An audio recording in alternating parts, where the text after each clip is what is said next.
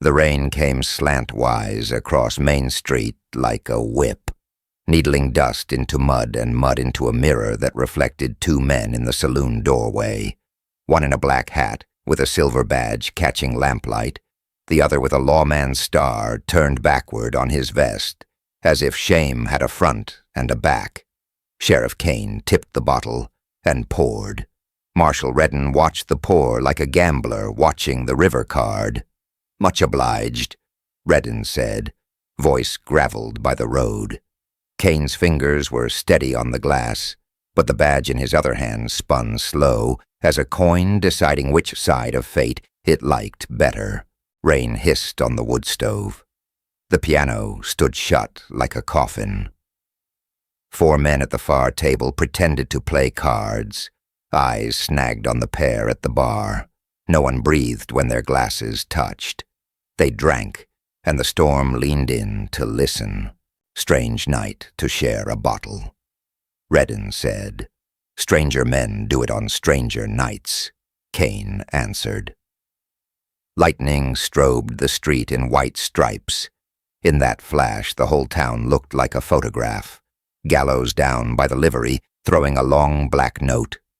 Jailhouse window glowing with a single, smoky lamp. Rain turning the world to a field of needles.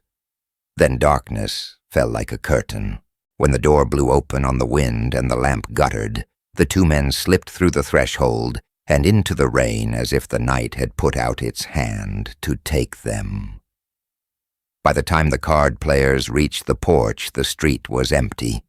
No footfalls in the mud, no silhouettes running, only the sound of rope creaking on the gallows beam, and somewhere far off, the hollow knock of a loose shutter. Both were gone. The room breathed again. Hours earlier, the day had started with the sound of a hammer tapping on a coffin lid. Cedar Falls had a way of speaking plain. You listened, or you learned the hard way. Kane had walked the boardwalk with his collar turned up against the wind, boots whispering sawdust, his mind in that dim place where the law lived like a caged wolf. He paused at the jailhouse door, rolling tobacco with a thumb that remembered the feel of a trigger better than a wedding ring. The cell inside was clean enough to shame a kitchen. He kept it that way out of habit and out of spite. Against the world, against himself, against everything untidy that memory left behind. The undertaker, Jonas Bell, was fitting hinges across the street, practicing patience on death's behalf. "Sheriff," he called, hat already in his hands. "You hear the talk?" "I hear every kind of talk," Kane said. "Marshal Redden's in from the north," Jonas said, lowering his voice like a man passing church gossip.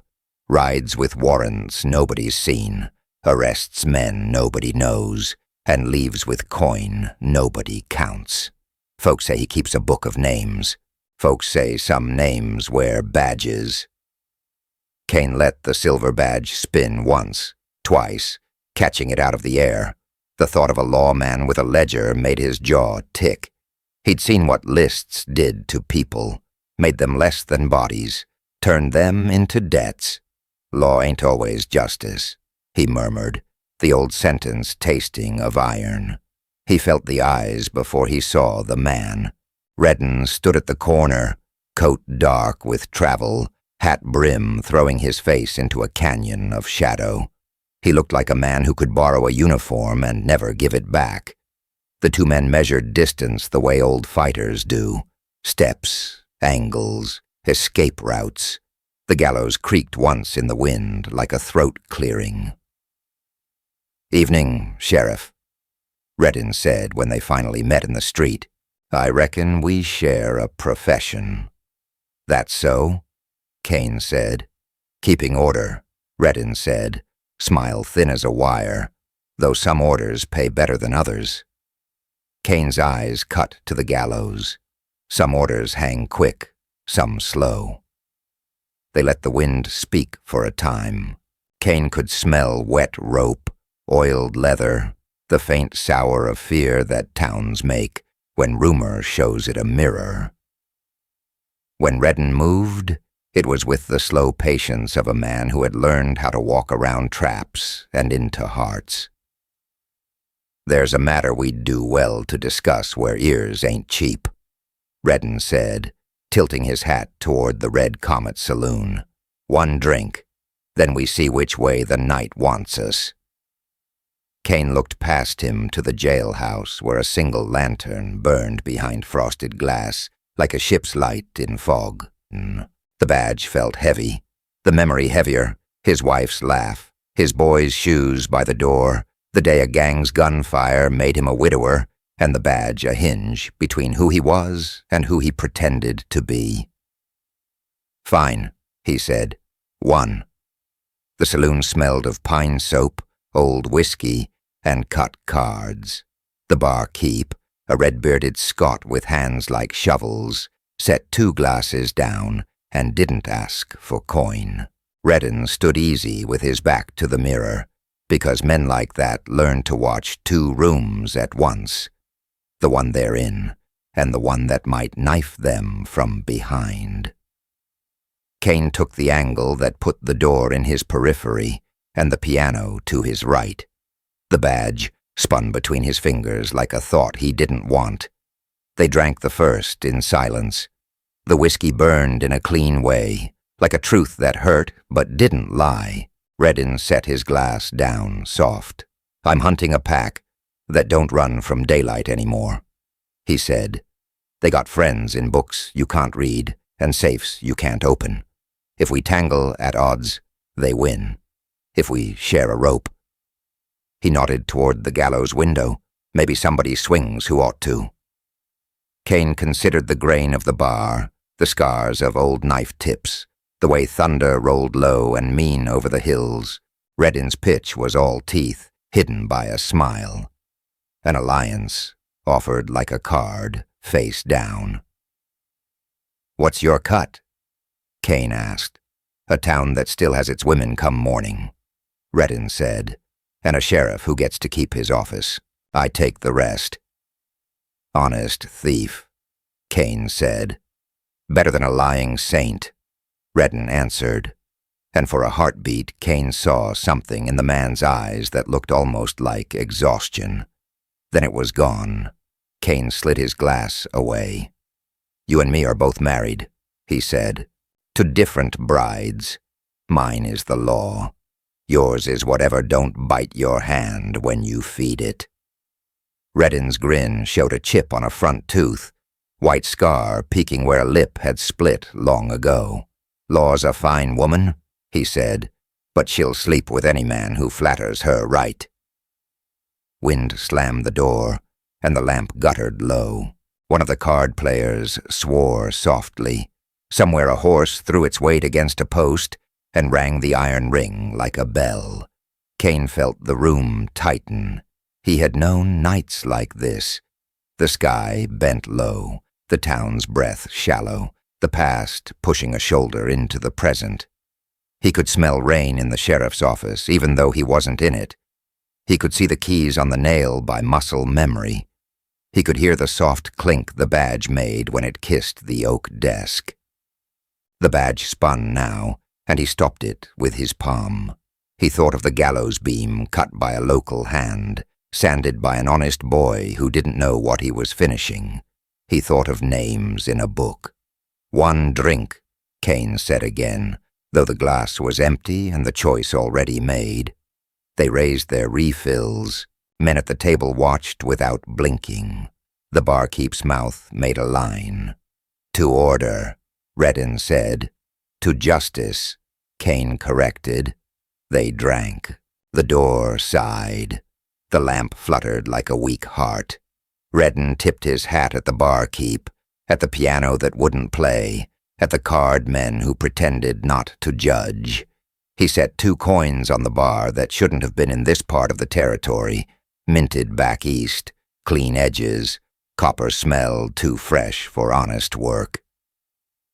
Kane marked the coins. He marked the way Redden slipped his star backward into his vest pocket like a gambler palming a card. "Walk with me," Redden said low. "If we're to make a rope together, we'd best cut it from the same coil." Kane let the badge spin once more, caught it, and pinned it back where it lived. The silver shone with a patient kind of light. He thought of his wife's grave. He thought of his son's boots. He thought of the jail key on the nail and the gallows rope creaking in the rain. They stepped for the door. The wind shouldered in, shouldered out. The lamp dipped to a blue eye, blinked, and went dark. Men at the table cursed, chairs scraping, hands slapped for matches. Someone's breath hitched. By the time the flame found the wick and the room came back, the doorway held only rain, and the street beyond held only shadows. No footprints chewed the mud. No silhouettes cut the silver wash. The gallows creaked again, but the yard was empty. On the bar, beside the Eastern coins, lay a wet circle the size of a badge. Sheriff and Marshal had vanished into the night. Outside, under the hiss of rain, a second sound licked at the edges of hearing. A wagon wheel turning slow without a horse, or a rope dragged over plank, or something softer, stranger. The cardmen stared at the doorway, as if it could answer. What waited in that darkness? A pact, a betrayal, or a gallows built for two? Morning light crawled over Cedar Falls like a thief, slipping through shutters and throwing long shadows across the jailhouse wall.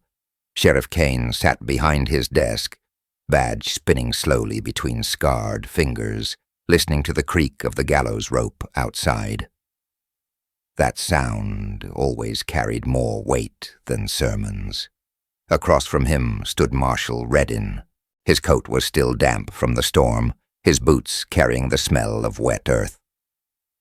On his vest gleamed a badge identical to Kane's, but darker, tarnished, and tilted just enough to seem dishonest.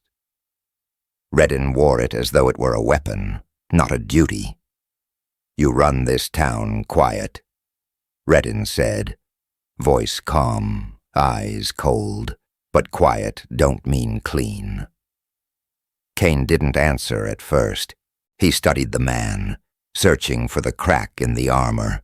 The marshal's face carried lines carved by hard travel, but his gaze held something worse than weariness. It carried calculation. "Depends what you call clean," Kane said finally. "This badge don't polish itself. Bloodstains harder than whiskey." Redden stepped closer, the floorboards sighing under his boots. He set a leather-bound notebook on the desk with a deliberate thump. Kane glanced at it, noting the black cover, the frayed strap holding it shut. "Ledger of the Damned," Redden said. "Names of every man who's taken coin for blood. Every official who looked the other way. Outlaws, judges, merchants, deputies. You'd be surprised how many wear a star." Kane touched the cover with 2 fingers, as if it might burn. "Where'd you get this?" "Doesn't matter," Redden said. "What matters is who ain't in it yet. Your name. Mine. I figure the 2 of us stay off these pages by doing business together." Kane's jaw tightened. A fly buzzed against the window pane, desperate for escape. "Business," he repeated. "You calling justice a trade?" Redden smiled without humor. "Justice is just a word, Sheriff. Order is what keeps men alive, and order costs." The sheriff's badge stopped spinning. Kane closed his hand around it. He could feel the weight of his wife's grave, his son's absence, the memory of nights spent chasing killers across the desert, only to see judges free them by daylight. The law bent, cracked, broke. "You wear the star wrong," Kane said quietly, turned backward like a card up a sleeve. The marshal's eyes flickered, just for a heartbeat. Then he leaned in. I ain't your enemy, Kane. Not yet. But there are gangs moving coin through this territory. Coin backed by men in suits, not saddles. You think your badge can stop them? Or do you want to see Cedar Falls burning like every other town west of the river?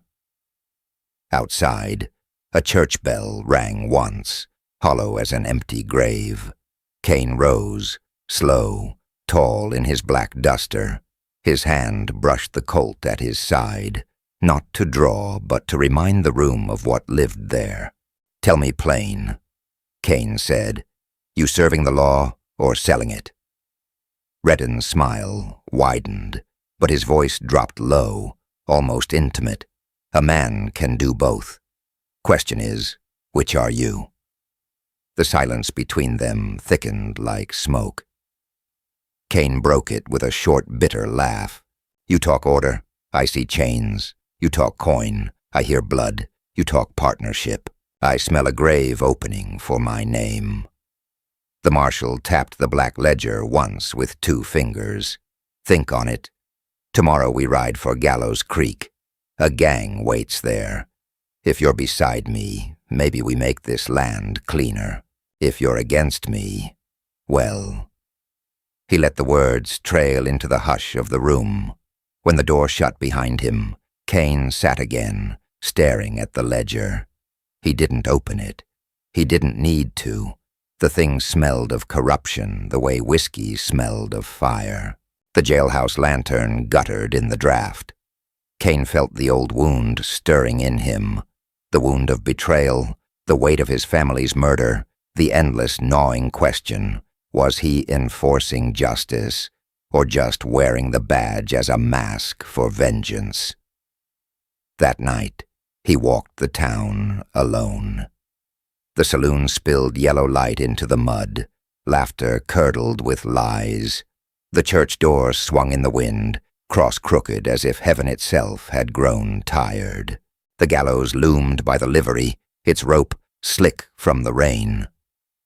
Kane touched the wood beam, feeling its rough grain. He imagined his own neck there, his own boots kicking air. A voice behind him. Marshal Redden ain't the kind you drink with twice, Sheriff. It was the old undertaker, Jonas Bell, standing in the shadows with his hands folded like a man forever waiting. His eyes glimmered with the kind of knowledge townsfolk gather without speaking. You know him? Kane asked. Know his type, Bell said. Men who keep ledgers don't write for justice. They write for insurance. Blackmail, they call it back east. Redden's no lawman. He's a hangman waiting to choose the neck. The undertaker vanished back into the dark, leaving Kane with the creak of the gallows. By midnight, Kane sat alone in his office again. The badge spun in his fingers. The Colt lay on the desk, its pearl handle pale in lamplight. The black ledger sat untouched. He thought of Redden's words, of the gangs, of the towns already lost. He thought of law as a bride, as Redden had said, unfaithful, untrustworthy, yet the only companion left to him. When the clock struck 2, Kane made a choice. He took the ledger and locked it inside the cell meant for outlaws. Then he hung the key on the nail by the door. Law ain't always justice, he whispered to the empty room, but justice rides with me. Outside, the storm broke again, rattling shutters, shaking the gallows rope until it sang like a broken fiddle string, and in the darkness beyond Cedar Falls, Marshal Redden rode with unseen men, his badge gleaming faint under lightning, his ledger lighter by one dangerous name, Sheriff Kane. The desert night carried a silence that was never truly empty. Coyotes howled from the ridges, and somewhere beyond the cottonwoods, water trickled faintly like a secret being whispered. Sheriff Kane rode through it, slow, the silver badge hidden beneath his duster, his eyes hard on the moonlit trail. He had not chosen the meeting place. Marshal Redden had. That alone put grit in his teeth. They met in a canyon split by stone, a place where shadows clung like old sins. A fire burned low between them, throwing more smoke than light, its glow painting each man half lit, half buried. It was a camp for fugitives, not lawmen. Redden poured whiskey into a tin cup and held it out. "We drink once, we talk once, then we ride," he said. Kane didn't take the cup. His hand hovered near his Colt instead. "I don't drink with ghosts. Last time we shared a bottle, the night swallowed us both." Redden smirked. "Yet here you are." The canyon walls caught their words and folded them back, making the talk sound like it belonged to men long dead. Kane studied his opposite, Marshall's hat brim low, eyes glinting with a light that wasn't fire. His badge caught the glow just enough to show it still gleamed, though Kane knew it was stained with darker things than dust. "You said Gallows Creek," Kane began. "Said a gang's running coin through there. Speak plain. Whose coin?" Redden's voice lowered. "Politicians back east. Bankers, too. They hire outlaws the way ranchers hire drovers. Only difference is, cattle don't shoot back." Kane felt the gallows creak in his memory. "And you? You serving those men?" "I'm serving survival," Redden said. "World's changing, Kane. You keep hanging men for stealing cattle while others rob banks with signatures.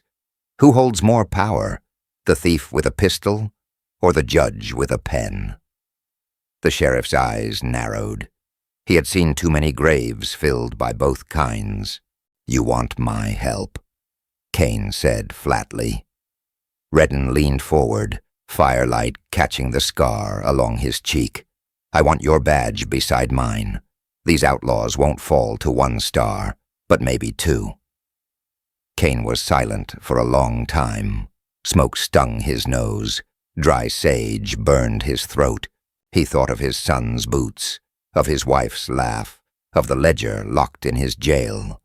He thought of the law he wore pinned to his chest, a weight as heavy as iron chains. "You're asking me to tie my rope to a man who'd sell justice by the inch," Kane said. "I'm asking you to keep your town from burning," Redden answered. "Ride with me at Gallows Creek. After, you can turn your gun on me if you choose. But until then, we need each other." The words carried a bitter truth Kane couldn't spit out. Cedar Falls was small, fragile. He had only a handful of deputies, some barely able to steady their pistols in a storm. Redden had men, supplies, and, most dangerous of all, information. Kane finally reached for the tin cup. The whiskey burned, bitter and sharp. "One night's pact," he said, "but when the gun smoke clears, we settle accounts." Redden raised his own cup. "So be it."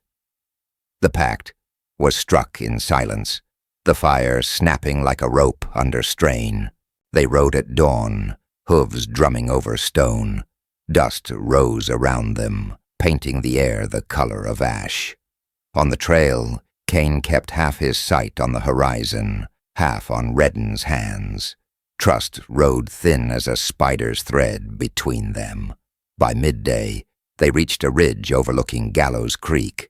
Below, the outlaw camp spread like rot. Tents pitched crooked, horses staked near the water, rifles stacked against wagons heavy with crates. Kane counted at least 20 men. Too many for 2 badges, no matter how sharp. Redden's eyes glinted. "Told you, they're moving silver bars smelted in Denver. Eastbound by rail once they cross this valley." Kane studied the scene, the way the outlaws carried themselves. These weren't drifters chasing whiskey. They moved with discipline, like soldiers. That made his gut twist. "They're not just thieves," Kane muttered. "They're trained." Soldiers without flags, Redden confirmed. Men who learned war pays better when you sell it. The sheriff's badge pressed cold against his chest. He thought of the gallows in Cedar Falls, rope waiting, wood seasoned by too many necks. He imagined those soldiers' faces there. Yet he knew Redden's rope might just as easily find him when this was done. Night fell hard. Coyotes sang, and lanterns flared in the outlaw camp. Kane and Redden crouched in the rocks, planning. "We draw them to the gallows," Redden said. "Your town square. Rope waiting, justice swift. We strike at dawn, drive them toward Cedar Falls, cut them down in the shadow of the noose." Kane's stomach turned. To use the town itself as bait, innocent lives dangled on the gallows beam. But the plan held ruthless sense. If the outlaws thought the town was soft, they would charge straight in, and Kane's men could spring the trap. "You'd gamble lives," Kane said. "I'd gamble yours, mine, anyone's," Redden replied coldly. "Better a few graves than a burning territory." The sheriff stared at the marshal, firelight painting his face in copper and shadow. He could feel the choice tightening like a rope around his own neck. "Law ain't always justice," Kane whispered. Redden's smile was thin as a blade.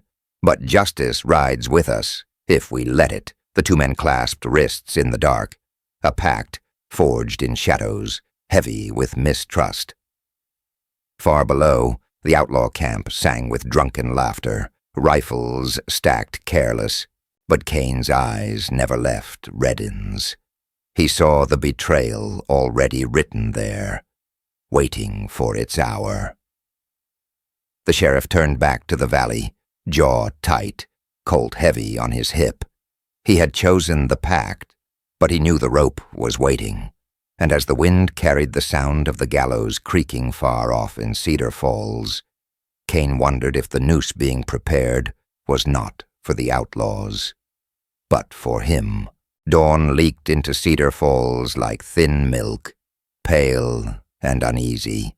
The abandoned courthouse took the first light, broken panes catching it, dust rising in the soft breeze like ash shaken from old verdicts. Sheriff Kane pushed through the warped doors and smelled varnish long gone sour. The judge's chair sat high and empty, its back cracked down the middle like a split spine. A length of chain still circled the rail where prisoners once stood, symbols of law. Asleep and listening, Marshal Redden waited at the foot of the bench with two of his men, flint-eyed riders who wore their hats low and their pity lower. A lantern guttered on the clerk's desk. The flame threw the marshal's profile in copper and shadow, the star on his vest gleaming like a lie polished for Sunday. "You chose a church of ghosts," Kane said, voice graveled by a night without sleep. "Justice likes a stage," Redden answered, "and this one remembers the lines." He drew a knife no longer than a man's palm and pricked the tip of his ring finger. A bead of red welled, bright as varnish in lamplight. He pressed it to the face of his badge, and the metal drank it, darkening where blood met tin. He offered the knife. One night, one job, blood to bind it. Kane stood motionless, the courthouse clock dead above him, the wind combing the rafters with a dry hand. He thought of women packing bread and blankets at his word, of children hauled sleep-heavy toward cellars, of storekeepers lowering shutters and calling it a drill, so panic wouldn't find a foothold. He thought of the gallows in the square, rope sanded smooth by use. Then he took the knife and let it bite. Warmth ran over his knuckle. He pressed his finger to the silver badge he wore close to the heart. The metal felt colder than it had a right to. "By territorial duty," he said, the words like iron in his mouth, "and by what's left of me." Redden's mouth bent toward a smile. "By noose and nail," he said, a period oath, half prayer, half threat. They clasped hands. The chain at the prisoner's rail rattled once as if it had heard. Kane laid terms plain enough to mark in stone. No women in the streets when you drive them in. No fire. No stray bullets. No shooting past the line I draw. Redden's eyes glittered. "You have my word." "Your blood," Kane corrected. They broke from that dead court into a town coming awake wrong. The undertaker, Jonas Bell, hammered braces into the gallows beam, each thump ringing dull as a heartbeat in sod. "You sure of this, Sheriff?" he asked, without looking up. "Rope's a hungry thing. Don't care who eats its supper." "I'm mostly sure," Kane said. He touched the beam, felt the rasp of sanded oak under his palm, and wished it felt like comfort instead of sentence. He walked the square with slow boots, set his deputies on corners, sent the timid ones to the rooftops where a rifle trembled less than a man's hand. Deputy Ellis, new to whiskers and courage both, fell into step. "Sir, about that ledger you locked up. Word is the marshal keeps books on more than outlaws. I heard a telegraph boy brag Redden can write men guilty." "You heard wind," Kane said, but his jaw knotted. He left Ellis on the boardwalk and cut through alleys that smelled of bacon grease and wet wood until the jailhouse took shape. A squat shadow with a lamp burning where he'd left it. The key hung on its nail. He took it, opened the cell, and stared at the black ledger on the cot. Something was off. The air above it held the sweet tallow scent of a candle, snuffed by a hasty hand. Tiny brass filings glittered in the dust by the lock. Scrape marks traced a crescent around the keyhole, like a cat's smile. He unstrapped the ledger and weighed it. Lighter by an ounce than memory. He flipped a random page, not the front, not the back. Names marched there in a clerk's neat hand, drovers, deputies, a judge who drank too fast, 3 merchants who sold rope cheap when the gallows needed feeding. He watched the ink, not the letters, and saw what mattered. Some lines fresh and coal-black, others sun-faded, old truths, new traps. Kane tore out a thin page near the middle, numbers scrawled in a different hand, and slid it under the insole of his boot. He set the ledger back on the cot and locked the cell. Let whoever fished in that well scoop up what they deserved. When he stepped into the street, a boy in suspenders sprinted past, with a folded paper clutched tight. The telegraph runner, Finch, sharp elbows, sharper eyes, collided with Kane's hip, muttered an apology, and kept going. The paper slipped, flashed, and in that breath of time, Kane's eyes plucked out 6 words, before Finch snatched it back. Writ prepared. Sheriff Kane. Conspiracy. The boy vanished toward the livery where Redden's men were saddling fresh horses. Law ain't always justice. Kane murmured. The words tasted of copper. He drifted into the alley beside the telegraph office and found the window open an inch to the morning. Inside, a wire key click-clicking, the operator's back bent like a question mark. Redden's voice, low and close, rode up the boards from the far end of the alley where shadows kept secrets better than prayer. "Send it after Gallows Creek," the marshal said. "Seal it with the judge's hand. He owes me ink." "And the sheriff?" the operator asked. "Alive if he behaves," Redden answered, voice soft as a blanket over a face. "Dead if he don't. Paper reads cleaner when the man can't argue." Kane stepped back into light. Wind tugged his duster. He could feel the phantom rasp of rope on skin. He thought of riding out now, meeting the gang alone in the notch where the creek split. He thought of cutting the bait and letting the fish go to save the town and lose the chance to break the hook for good. The town bell tolled once. His signal. Choice made for him by time. They met on the ridge above Gallows Creek in heat that smelled of sage and hot iron. Below, the outlaw camp blazed, a wash of canvas and bad singing. On the far bank stood a wagon stacked with crates, banded in black, decoy silver. Redin's riders were ghosts among the rocks, lean men with rifles laid along their thighs. When we light the fuse, they'll chase the wagon headlong, Redin said. Your men fall on their flanks at the gully. You drive them straight through the churchyard. Gallows waits. Keep your riders out of the storefronts, Kane said. Mrs. Voss has her boys sleeping behind gunpowder and flour. Redin tipped 2 fingers. I'll keep mine where you keep yours. Meaning? Kane asked. The marshal's smile never touched his eyes. Meaning I know half your deputies can't hit a barn at noon. Don't let them practice on my men. If hate had teeth, it would have bitten then. Instead, Kane laid the plan again in flint-hard words, made the marshal repeat them until even the canyon could say them back.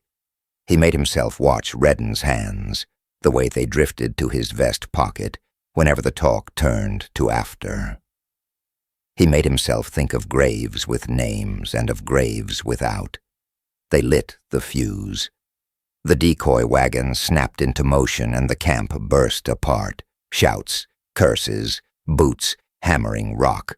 Rifle fire cracked. Horses screamed. Dust lifted in a furious veil, and the chase poured east like floodwater.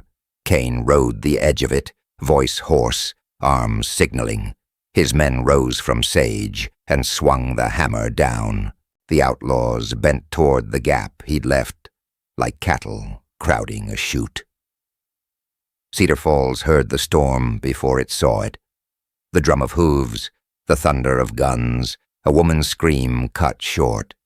Kane pushed the fight past the churchyard fence, past Jonas Bell's shop, past the jail that held the ledger like a sleeping snake. The gallows rose ahead, stark against a sky gone white with heat. Square! Drive 'em to the square! He shouted, and men obeyed out of habit or fear. He couldn't tell. He swung out of the saddle by the jailhouse door and reached for the shotgun rack. Habit took his hand to the cell key. He hesitated, then opened the door and stared where the ledger should have been. It was there, but it wasn't. The book on the cot wore the right black cover and the right frayed strap. Its weight in his hand felt wrong by a coin or 2. He flipped the first page and saw it written large as a headline, ink still wet enough to shine. Kane, Sheriff, deliveries and protection rendered.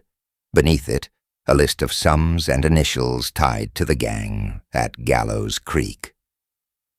Someone had written his life into a debt note. Outside, the bells were ringing. Church, school, Jonas's hammer on the gallows brace, all at once. Redin's voice rode the square, bright and commanding. Sheriff, to the rope, bring the ledger. We finish this with witnesses. Kane stepped into sunlight, and the noose's shadow stretched to meet his boots across the dust, long as a promise, sure as a prophecy. He looked up and saw Redin on the platform, badge bright, hand on the lever, smile thin as thread. Was the rope waiting for outlaws? Or had it always been sized for him? The square boiled with dust and gun smoke, bell clanging above it all like a frightened heart. Sheriff Kane stepped from the jail with the forged ledger in his fist, and the true page creased under his boot sole. Marshal Redin stood high on the gallows platform as if born to altitude, star bright, coat flapping. "Sheriff," he called, voice cutting through the din. "Bring the book. We finish this before God and townsfolk." Kane's eyes crawled the rooftops, counting his men, measuring fear. Deputy Ellis, barely whiskered, too brave for his years, was pinned behind a water trough, bullets nipping the wood to splinters. Outlaws who'd outrun the decoy wagon were regrouping at the livery, hauling crates of silver that felt suspiciously light. Reddin's riders lined the storefronts neat as fence pickets, all the pieces, all in plain sight, a game dealt from a deck he hadn't cut. Kane started toward the Gallows, slow, badge shining like an apology. Reddin raised a hand, halt, and the shooting ebbed to scattered echoes. By territorial writ, Reddin called, and a telegraph runner held up a folded order, seal glaring red. You are charged with conspiracy and profiting from bandit trade. Ledger bears your hand. The words dropped like stones in a pond. Faces rippled around the square. Gasps, stunned silence, a woman's curse bitten in half. Kane let his voice travel low and even. Writs ride fast when they're paid to. He raised the ledger so all could see the wet ink glistening where his name sat like a wolf in church. This ain't truth. It's a rope with fancy handwriting. Reddin smiled, not with his mouth, but with the small muscles at the corners of his eyes. Then clear your name in Gallows Creek, he said, where the river hears confessions and the law has a long arm. A rumble lifted from the outlaws' camp beyond town, fresh riders cresting the ridge. The undertaker Jonas Bell hammered a brace into the gallows beam, 3 steady blows that sounded like a judge counting. Reddin flicked 2 fingers. Mount up. Kane glanced at Ellis. The kid's eyes begged without trying to. Kane nodded once and swung into the saddle. He could fight in the square and drown his men in crossfire, or he could ride into the canyon and take the fight where there was room for treachery to show its face. Either way, blood would learn the ground. He chose the creek. They poured east out of Cedar Falls, a river of horses and anger. Clouds piled up bruised and heavy, the light on the land turning the color of old pewter. Sage bit the air with ghosted sweetness. The iron tang of storm pressed at the back of the tongue. Ahead, Gallows Creek cut the earth like a scar, and the old scaffold stood crooked on a knoll, gray wood against gray sky, a relic of rougher years. Wind set the noose to slow swinging, a pendulum counting down. Reddin took the high bank with his sharpshooters. Kane bled his men into basalt shoulders and cottonwoods, making the canyon walls his ally. Across the Wart, the gang slammed to a halt in a clutter of wheels and curses, horses fretting, rifles lifted. They were too many for tidy endings, too trained to panic. Signal, Reddin barked. Lanterns flared along the ridge, throwing hard light against slick rock. The creek took the glow and made it tremble. Kane tasted the shape of the plan then. The outlaws pinned between 2 badges, cut to pieces under righteous fire, a victory staged beneath an ancient rope, the kind history liked to tell. Only it wasn't that kind. A rifle hammered from the dark. A deputy's hat leapt from his head like a sprung quail. Shots replied in a clattering chorus. The canyon filled with the sound of splinters and ricochets whining like mean bees. Horses screamed, iron struck stone, men shouted names and orders and prayers. Kane worked the Colt as if the cylinder were a rosary. One outlaw folded and slid down a wagon wheel. Another stumbled into water and didn't rise. He knew exactly when the fight turned. It was the same minute he heard Ellis cry out and saw 2 of Reddin's riders drag the kid from a cottonwood, hands up, eyes wide to whites. They hauled him to the scaffold and stood him beneath the rope, the noose a shadow around his ears. "Sheriff," one of them called, voice grinning. "The boy looks like he could use a word." Redden stepped into the spill of lantern light. Rain ticked the brim of his hat. "Lay down your gun," he told Kane pleasantly, "or I hang your deputy as lesson number 1. Kane felt his fist tighten until bone ground on bone. He looked at Ellis, at the stutter shake in the boy's breath, at the way his hands wanted to be brave, but his knees had other ideas. The creek smelled of moss and copper. Somewhere, a night bird made a sound like a knife being drawn. He stood up slow, holstered the Colt, and raised both hands. "You touch that lever," he said to Redden, "and I come back from wherever you send me to fetch you." Redden's smile sharpened. "You'll go nowhere if you do as told." He waved Kane forward. Men closed in on the sheriff like closing shutters. Mud pulled at boots, the gallows crowning the knoll above like a judge who didn't need to speak. Redden accepted the ledger as if receiving communion, thumb stroking the wet shine of Kane's name. "By God and writ," he said mildly, "you stand accused." Kane turned his head enough for Redden alone to hear. "I heard you tell the wire to seal this with ink you bought." Redden's eyes showed a flick of something. Annoyance, maybe admiration, and smoothed. "You'll have your day. Right now, I have mine." They took Kane's hat and gun belt, with the care of thieves, and led him up the steps. The wood was old, each board holding a story of boots before his.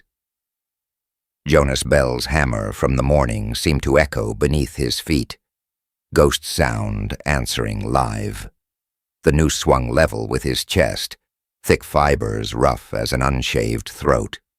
He felt the weight of his badge like a coin he might spend one last time. "Marshal," Kane called, a voice steady but quiet. "You wear the star backward because you're ashamed to face it straight." Redden's jaw twitched, the smallest misfire. He nodded to his men. The rope dropped around Kane's neck, warm with other men's weather, smelling of hemp and weather and a century of bad decisions. A raindrop hit his cheek and crawled as if reluctant to be part of this. Below, the outlaws rallied, seeing the show. Some laughed, some spat, some fired at shadows to feel included in history. Up on the ridge, lanterns hissed in fresh rain. Lightning walked the far hills on long legs. The creek fattened, muttering. Kane looked at Ellis. "You keep breathing," he said softly. "That's an order." The kid nodded, tears shining hard, lips pressed so tight they blanched. Kane rolled the badge with his fingers one last time and pinned it firm. He thought of his wife's hair caught in rain, his boy's boots by the door. He thought of a line he'd said too many times and never more meant than now. "Law ain't always justice," he murmured, barely more than breath, "but justice rides with me." Redden lifted the lever. A shot cracked from the cottonwoods, clean and mean. One lantern burst, spraying oil and light across wet plank. Another shattered a heartbeat later. Darkness lunged in with teeth. Men shouted, confused, firing at memory. Lightning ripped the clouds open and threw a white sheet over everything. The scaffold, the rope. Redden's face, bright as a grave mask. Kane felt the board tremble under his boots. Not a drop, yet, but a promise of motion. Redden turned his head, eyes slitting toward the trees. "Find that fool," he barked. Another shot, closer, a rider's scream. The storm came full-blooded then, rain slashing sideways, creek roaring as if a dam had failed somewhere upstream. In the chaos, Redden stepped back, hat gone, hair plastered, face a cut of stone, and then he was simply not there. One instant on the platform, the next swallowed by rain and shouting and the living dark. Hands clawed at the lever again. Kane felt the rope kiss his throat tighter as the scaffold shivered. "Sheriff!" Ellis cried, voice cracking like green wood. The gallows creaked, the old beam singing its tired note. Did the platform hold? Did the lever lock? Or had Redden arranged a vanishing act that left the night to finish what he'd begun? The rain answered nothing as it hammered down, relentless, erasing prints, washing guilt and innocence into the same hungry creek. The storm came early, rolled in low from the mesa like a herd without a rider, and stomped the sky flat. Rain sheeted across Gallows Creek until the water ran brown and fast, lapping the footings of the hanging frame the town never took down. Lightning stitched the ridge. Thunder came late and angry. Under the eaves of the jailhouse, Sheriff Kane stood with his duster dripping and his silver badge turning slow between forefinger and thumb, as if he could spin an answer out of wet tin. Inside, a man coughed through shackles. Rafe Malloy, robber by trade, scapegoat by convenience, sat on the bunk, wrists chained to the ring bolt sunk in the wall. He'd been the bait in yesterday's ambush at Gallows Creek, and he wore the bruises to prove it. The ambush had chewed up 2 cowboys, a blacksmith's boy, and most of the town's nerve. By morning, folks wanted a throat to pay for their fear. "Dawn's near enough," Rafe rasped. "Storm'll keep the crowd small. If you're set on law, make it quick." Kane's eyes were winter steel. Law's a rope someone else knots. He stopped the badge with a click against his knuckle. "You told me names last night." Rafe's mouth twitched in the shadow. "I told you one, Marshal Royce Mercer, badge as bright as a sermon, and twice the poison." Outside, the creek boiled. A lantern flared on the boardwalk and guttered. Naya, the Apache girl who'd trailed Kane since Red Mesa, small as a shadow and twice as stubborn, stepped through the door, rain whispering off her braids.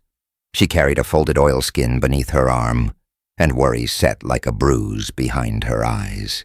"Soldiers from Fort Palliser took the North Road," she said softly. "2 wagons. I saw Mercer ride at the head. He wears the law like a wolf wears sheep's skin." Kane slid her a look. "You're sure?" "I remember the man who burned our winter stores and called it order," Naya said. "I remember his laugh." "Kane?" Deputy Lark limped from the back room, hat in his hand. Blood still dried hard along the seam of his temple from yesterday's valley fight. "Judge Harlan wired, says the hanging stands, to restore confidence." His words. Mercer's men are already in the crowd, pushing for dawn. Kane rolled the badge once more and pinned it back on his chest. The metal felt colder than rain. He crossed to Rafe, knelt, and took the prisoner's hands like a confessor. Steel clinked. The key turned without hurry. Rafe stared. "Hell are you doing?" "Choosing what I can live with." The shackles fell to the dirt with a dull, wet ring. Kane lifted a second set from the wall, heavier, iron puckered from a long-ago fire. He fastened them around Rafe's wrists and threaded a length of hemp through the middle link until it looked official and cruel. "You'll wear these and walk when I pull. Keep your head down and your tongue still. You get 1 breath of freedom tonight. Waste it, and I hang you myself." Rafe swallowed. "Much obliged." Kane turned to Naya. "You take the east alley. If Mercer's men break for us, cut them low and make noise like twice your number." Naya's chin rose. "And you?" Kane took the oilskin, felt the stiffness of paper sealed dry inside. "I'm going to make a marshal tell the truth." They stepped into rain that tasted of iron and old sins. The street had emptied to door cracks and curtains. A row of hats gathered under the courthouse awning, men with nothing to do but keep score of other men's endings. The gallows at the creek mouth loomed, slick beams gleaming black, rope gone dark and swollen. Above its crossbar, a single barn owl hunched, feathers like soaked parchment.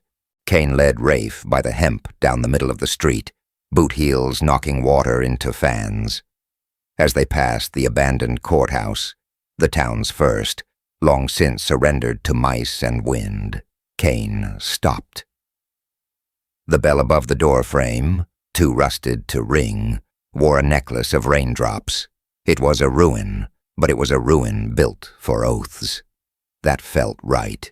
Royce Mercer waited there, coat immaculate despite the weather, badge bright as a mirror, smile like a knife wrapped in velvet. 2 troopers flanked him, carbines low. The marshal lifted a tin cup of cheap whiskey and tipped it in salute. "You do love a stage, Sheriff," Mercer called over the rain. "I figured you'd bring our boy by the old courthouse. All that history for a hanging day." He took a sip, winced theatrically. Terrible whiskey, but it keeps a man brave. Kane tightened the hemp at Rafe's wrists, felt the prisoner flinch.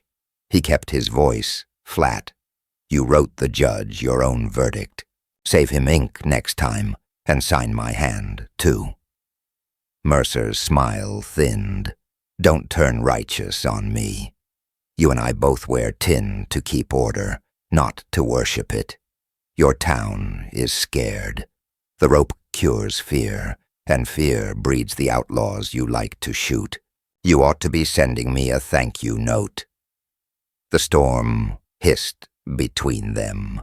Somewhere a shutter banged, and a child sobbed, and a mother murmured hush. Kane took the oilskin from under his coat and smacked it against the door frame. It broke open like a fish belly, spilling a sheet of paper blotched in 3 places where wax had failed. A sworn statement in Judge Harlan's crabbed hand, witnessed by 2 merchants and the blacksmith, men who had come late last night to the back of the jail and whispered, "Because fear grows in corners." It told of a false payroll, of soldiers paid with air and told to blame the robber who never touched the bags, of Mercer's riders turning a blind eye on a freight wagon shot to ribbons, of the marshal buying himself out of questions with someone else's neck. Mercer didn't blink. Forgery. He lifted his cup. Rain pattered in. "Your word against mine, and I smile better on a scaffold." Kane stepped close enough to see his reflection warp in Mercer's badge. He smelled fine cologne under rain, the talc of a careful man. Lightning blinked and froze the world white for a breath. "Law ain't always justice," Kane said, voice low as a prayer. "But justice rides with me." The words left him with the weight of a door slamming, an irreversible thing. Mercer's smile vanished. He nodded to his troopers. "Take the outlaw. If the sheriff won't do the job, the United States will." Kane moved before the carbines rose. He shoved Rafe sideways into the courthouse doorway. Naya's rifle cracked from the alley. One trooper swore and spun. The other dove, fired high, splintered the courthouse lintel. Kane slammed his shoulder into Mercer and drove the marshal back through the door into the dark, where the old courtroom yawned like a mouth. Inside, the rain became a whisper on rotten rafters. The floorboards flexed. The judge's bench, wormed and listing, loomed like a shipwreck. Kane's hand found Mercer's wrist and twisted. The marshal's colt clattered into the dark. They grappled like tired wolves, boots skidding, breath hot and close. Mercer was strong in the way of men who think themselves invincible. He hooked Kane's leg, and they crashed into the rail with a crack that sent dust and a perfume of old varnish up into the thunder. "Listen to me," Mercer hissed in Kane's ear. "You hang that thief, and your town sleeps easy. You fight me, and this street will flood with blood that has your name in it." Kane drove him half a step and felt the floor slant. Beneath the bench, where spring floods had chewed out the foundation, a jagged maw opened on the courthouse's underbelly. Black water roared through, a culvert that tunneled to the creek. The whole place shuddered again, less a building than a rumor. A misstep would carry a man out under the gallows and into the belly of the current. Outside, chaos burst, troopers shouting, townsmen yelling 2 different orders at once, Naya's second shot snapping the night. Deputy Lark bellowed from the boardwalk, "Stand down! By God, stand down!" Mercer glanced toward the sound and found Kane's eyes instead. Rain ran off Kane's brim like sweat in a favor. Something cold moved behind those gray irises, the place where a man talks with his dead. "You burned a winter store and called it order," Kane said, breath ragged. "You set a trap at the creek with a man you knew was clean. You taught my town to fear its own shadow." Mercer smiled again, teeth white in the dark. "And you drank with me after. Don't pretend you didn't taste the bargain." The wrong memory came fast. A saloon lantern, 2 tin stars glinting over one bottle. Mercy for information. That had been the trade. Or that's what he'd told himself. Kane's jaw worked. He tightened his grip. From the doorway, Rafe called hoarsely, "Sheriff." Kane didn't look. He yanked Mercer toward the judge's bench, where the floor held a breath better, and slammed him against the wood. Boards groaned. The marshal's head snapped back. Blood painted his temple in a small, neat line. Kane pressed his forearm against the other man's throat. "Say it," Kane growled over the storm. "Say you wrote that rope." "Go to hell," Mercer croaked, and drove his knee up with the last of his balance. Kane lurched. The rotten plank under his right boot gave with a sound like a rib breaking. He grabbed for the bench. Mercer grabbed for him. For half a heartbeat, they hung together above the roar. Outside, the barn owl took wing, the sudden rush of air loud as a dress tearing. The world tilted. They fell, cold. The water punched every breath out of a body and stole the next. It grabbed hat, gun, name, all at once. The current took them beneath the courthouse and hurled them down the culvert into the muscle of Gallows Creek, where the rope shadow loomed like a crooked finger, and lantern light from the boardwalk made a shivering yellow tunnel on the black. Naya's face flashed above the lip of the culvert, a pale oval wet with rain. "Kane!" she shouted, her voice thin against the flood. Her small hands reached and met only water. Deputy Lark skidded to his knees, grabbing for a root that tore out of the mud. Rafe, still wearing the cruel show shackles, jumped without thinking, the hemp tugging like a leash as the current dragged him back. The creek rolled what it wanted to keep. A hat spun once and vanished.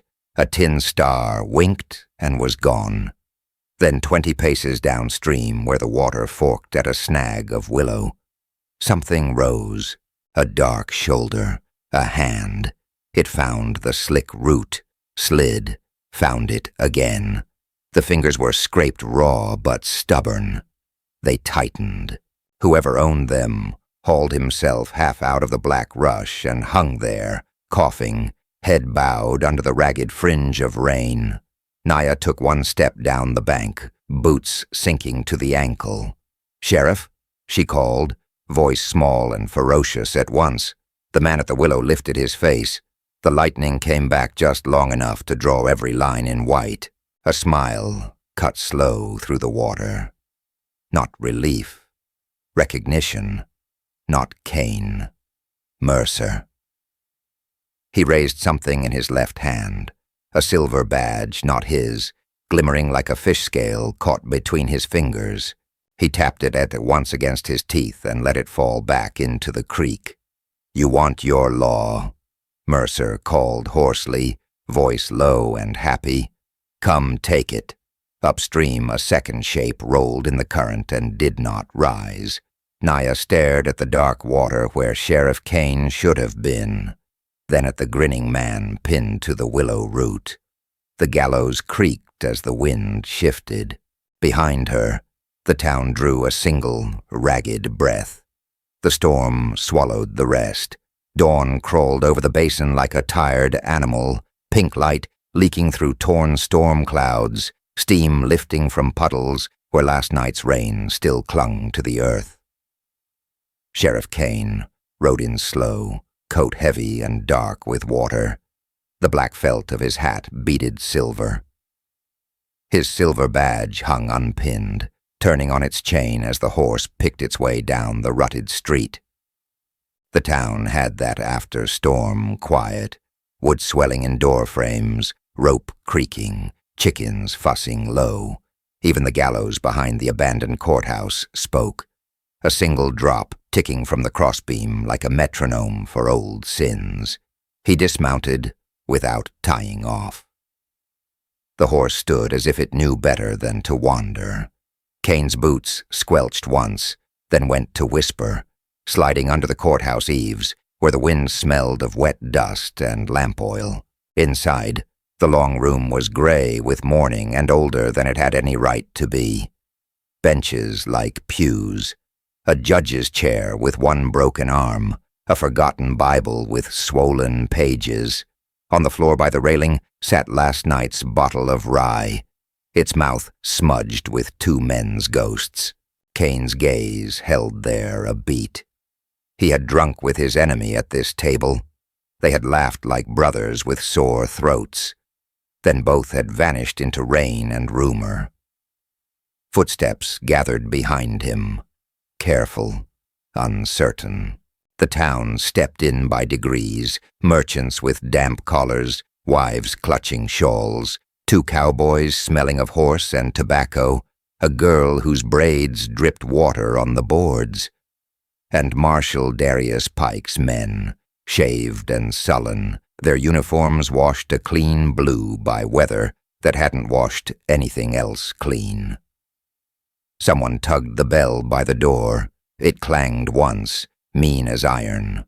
Old man Cottle spoke first, hat crushed in his hands. "Mornin', Sheriff." Or do we say, "Mister," now? Kane didn't answer. He set his badge on the judge's table. The chain kissed wood with a small ring. From the back, the Reverend cleared his throat. "There's talk you let Pike go in the storm. There's talk the two of you made. Arrangements." The word hung in air like smoke from a damp fire. Kane ran a thumb along the edge of the Bible, as if reading Braille through leather. He remembered the secret, the ledger Pike had pressed into his palm with a trembling smile. Names, sums, dates, judges bought and sold. Deputies paid off to misplace evidence. Freight wagons declared stolen by the same men who insured them. The kind of truth that could burn a town to its joists. A boy's voice cracked the murmurs. "Ma says law's the law. Hangins for outlaws." He stared at Kane, as if the idea were a question sharpened to a point. Kane looked up. His eyes were steel-colored, where the light cut them. He said, "Law's a tool, depends whose hands it's in." His voice stayed low, the way a river stays low before it floods. The door groaned, and Deputy Fitch shouldered in, badge cocked on a damp vest. "Territorial writ," he announced, and held up a folded paper like it might bite. "Sheriff Kane is hereby relieved and remanded to custody pending inquiry into the deaths at Gallows Creek." He glanced around, found no courage, and added softer, "Orders, folks, not personal." "Orders," Kane repeated, tasting the word. He reached under the bench and drew out the ledger Pike had left him. A black book, oil dark, pages edged in a miser's gold. A couple of gasps rose like birds startled from rafters. Fitch's jaw twitched. "Speak your piece, Sheriff," Mrs. Hart said, chin up, gray hair, a wet rope. "We ain't hanging a man on fog." Kane opened the book. Names walked across the page. Sums winked like snake eyes. He felt all the eyes in the room lean forward, felt the wind move outside, soft, cold, as if the weather itself were listening. He thought of the jailhouse 2 doors down, its cells damp and honest. He thought of the gallows beam, straight as scripture. He thought of a child who'd never learn to sleep through thunder if he let Pike's fire spread. Law versus justice. Rope versus mercy. The choice rode up to him like a horse that knew the trail by heart. A soft voice cut through the plank smell. The Apache girl, small, proud, a bruise fading under one eye, from earlier days of this mess. She had been witness and warning both. "You burn that book," she said, "and the bad men breathe. You read it out loud, and blood runs."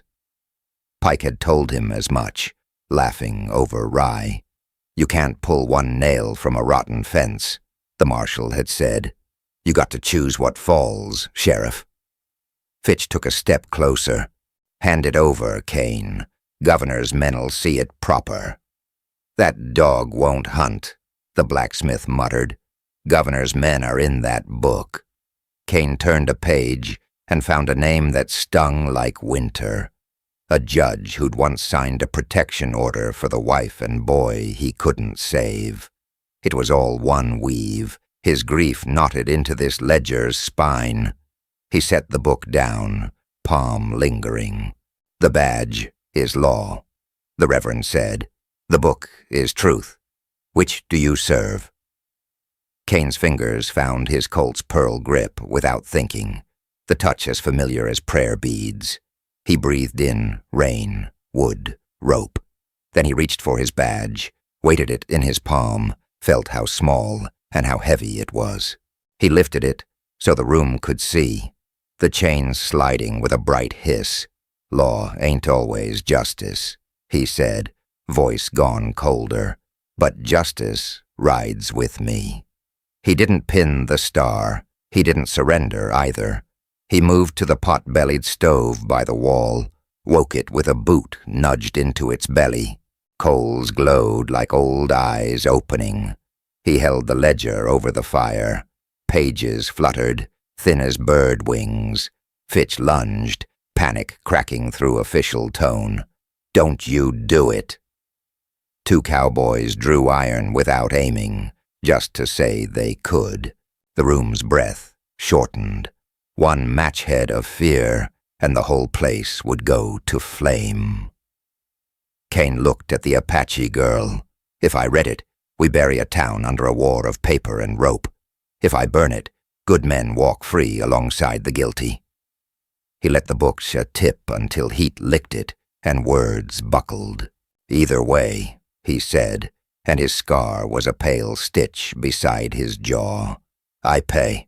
"Hell with this," Fitch snapped, hand dropping to his revolver. Kane didn't look. His Colt was out, a whisper more than emotion, the barrel holding Fitch's pride in place at 30 inches. "Don't," he said, flat. "You'll shoot a preacher, a child, and your own soul before you get to me." The deputy's throat worked. He froze. The pistol sagged. Kane moved the ledger away from flame. Not burned through, not whole. He turned, stepped to the judge's table, and tore 3 pages free. Names that would turn a gallows beam into harvest. Those he fed to the stove. The rest he snapped shut and slid to the Reverend. "Truth," he said, "but measured. Enough to starve the worst. Not so much we start hanging shadows." He holstered the Colt. The room exhaled like a man who'd just coughed up a bullet. "Much obliged?" Mrs. Hart whispered, not sure to whom. From outside, a whip cracked. A rider went past at a lope, a coat with a marshal's cut flaring. Pike? A ghost? Kane's jaw set. Rain made it hard to tell truths from echoes, and the night had already taken 2 men into itself. Legacy, he thought, was just the story folks tell when they can't find the bodies. Fitch cleared his throat, pleased to find it still there. You're still relieved, Kane. Hand me the star. Kane set the badge on the judge's chair, not in Fitch's palm. I'm finished here, he said, but not done. He crossed the room. The Apache girl looked at him, eyes like wet obsidian. The one with the other badge. You think he lives? Men like him always live. They just change names. On the porch, the town pressed back to give him space. The sky had pulled itself into a hard blue. Light spilled across the gallows, yellowing the rope, turning the drop door into a bright square. Kane paused there. He drew his knife and shaved a hand's width from the noose. The fibers curled and fell like old hair. He tucked the cut coil into his pocket. For luck? Asked the boy. For memory, Kane said. He stepped into the street. His horse lifted its head. Somewhere beyond the ridge, a hawk scissored the air. A single bell rang for school or warning. No one seemed certain which. Kane swung up into the saddle with a grunt that admitted to 45 hard years and did not apologize for them. He didn't look back at the badge.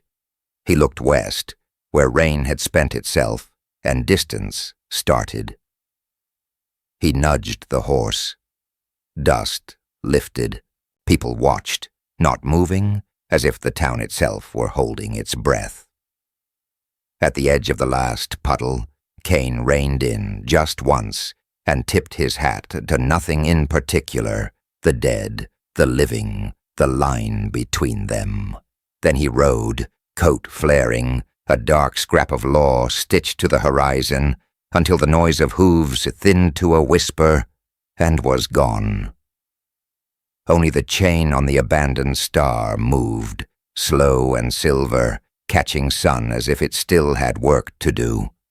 They would say later that Sheriff Kane chose silence, that he rode away without a star because the badge had become a mirror he couldn't stand to look into. They would argue in saloons and kitchens about the ledger, about whether mercy had spared devils or saved the town from tearing itself apart. They would never agree. Kane knew the truth and found it uglier and smaller. He had balanced law against justice and paid in pieces of himself. The badge was a promise. The ledger was a verdict. Neither could bring back a woman and a boy he had once loved, nor quiet the voice that asked each dawn if he was a sheriff or only a survivor. Yet there was a different arithmetic in the way the gallows rope felt in his pocket, rough and honest. It reminded him he had cut something today, maybe not corruption at the root, but the habit of letting other men write his soul. He would keep riding because the West was wide with unfinished sentences and people who bled between them. He would pin the star again when the work needed law, and speak the darker truth when it needed justice. And when he said, "Law ain't always justice, but justice rides with me," people would lean in, knowing something irreversible was coming. They would be right.